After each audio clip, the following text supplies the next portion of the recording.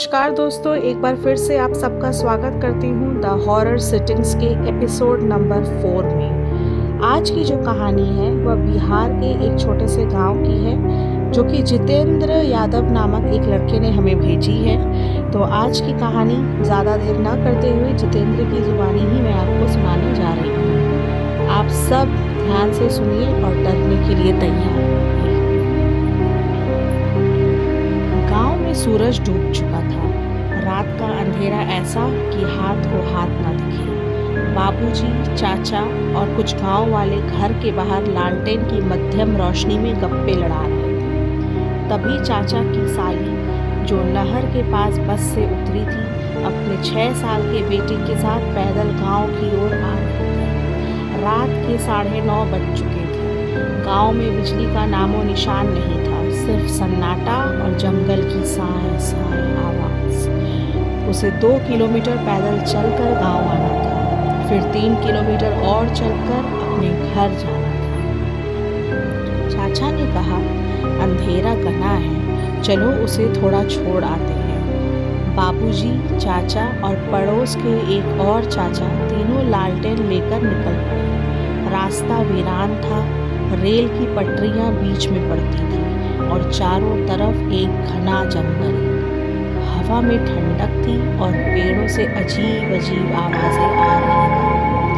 तीनों ने उसे 2 किलोमीटर तक छोड़ दिया और वापस लौटने लगे।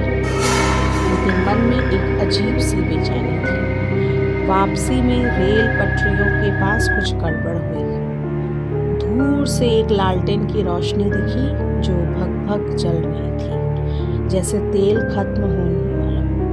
तभी तेज कभी बुझ सी गई। बाबूजी ने कहा, शायद कोई गांव वाला आ रहा है।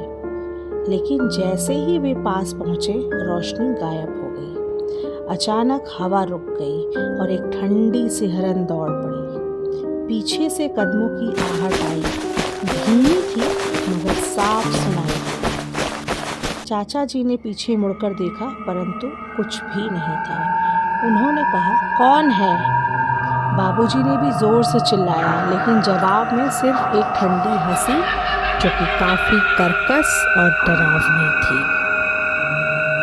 तीनों ने कदम तेज किए, लेकिन आहट पीछा नहीं छोड़ रही थी। रेल पटरियों के पास पहुंचते ही एक छाया दिखी। लंबे उलझे बाल, फटे कपड़े और आंखें जो लालटेन से भी चमक रही थी। उसका मुंह खुला था और दांतों से खून टपक रहा था।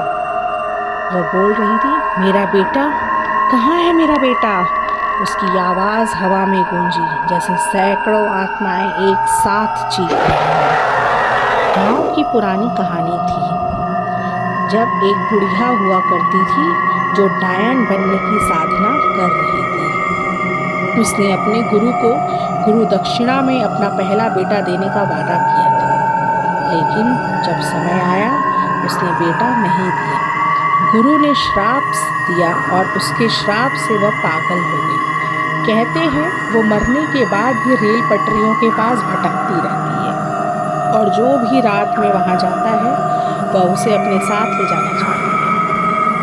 गांव वालों ने देखा था, उसके फटे कपड़े जो कि खून में सने हुए थे, और हाथों में एक टूटी लालटेन थी जो अपने आप जलती बुझती रहती।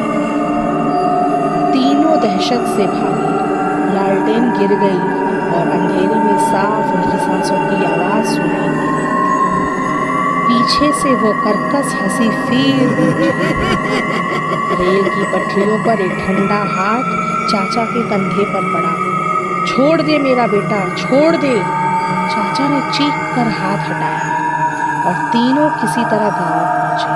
गांव वालों ने देखा, तीनों के चेहरे सफेद और चाचा के कंधे पर 5 उंगलियों के गहरे निशान थे, जैसे किसी ने नाखून गड़ा दिए हों। सुबह जब लोग रेल पटरी के पास गए तो वहां फटे कपड़े, एक बुझी लालटेन और खून के धब्बों से सनी हुई कुछ कपड़े पड़े थे। पास के जंगल में पेड़ पर कुछ लिखा था, जो कि खून से लिखा था, जिसमें लिखा हुआ था, अगला तू है। गांव में आज भी कोई उस रास्ते पर रात में नहीं जाता। और रात के सन्नाटे में अगर ध्यान से सुनो तो रेल पटरियों के पास एक लालटेन की भक-भक और एक औरत की फुसफुसाहट सुनाई देती है, मेरा बेटा दे दे, मेरा बेटा दे दे। तो फ्रेंड्स, कैसी लगी आपको आज की एपिसोड की कहानी? आई होप आप सबको पसंद आई होगी। अगर अच्छी लगी हो तो कृपया हमारे चैनल को लाइक, शेयर और सब्सक्राइब कीजिए इस तरह की और भी इंटरेस्टिंग कहानियों के लिए।